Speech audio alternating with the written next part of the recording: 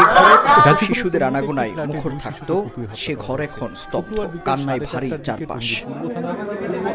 শুক্রবার বিকেলে টঙ্গীর পূর্ব আরিচপুর এলাকায় একটি ফ্ল্যাট থেকে দুই শিশুর রক্তাক্ত মরদেহ পড়ে থাকার খবর পেয়ে মরদেহ উদ্ধার করে পুলিশ।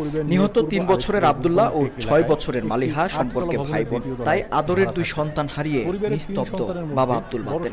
আমার ওয়াইফের একটু সমস্যা আছে, সমস্যা হইলো আমি যামুগা কি লেগা বিয়া বললাম কান্দে, হ্যাঁ কি লেগো ইয়া মানে যাইবো একা থাকবো, হ্যাঁ কেউ যেন ডিস্টার্ব না করে, ছেলে সন্তানও যেন ডিস্টার্ব না করে। পুলিশ জানায় নিহত দুই শিশুকে কুপিয়ে হত্যা করা হয়েছে, তবে কেন বা কি কারণে তাদের হত্যা করা হয়েছে তা নিশ্চিত হওয়া যায়নি। জিজ্ঞাসাবাদের জন্য বাবা মাকে আটক করা হয়েছে। ফ্ল্যাটের দরজাটা খোলা ছিল আর কি, তো সেই সুযোগে মানে কেউ হয়তো বাচ্চা দুটোকে মানে হত্যা করেছে এবং কে করেছে কিভাবে হয়েছে সেটি আমরা এখনো সেই রহস্য উদ্ঘাটনের চেষ্টায় আছি।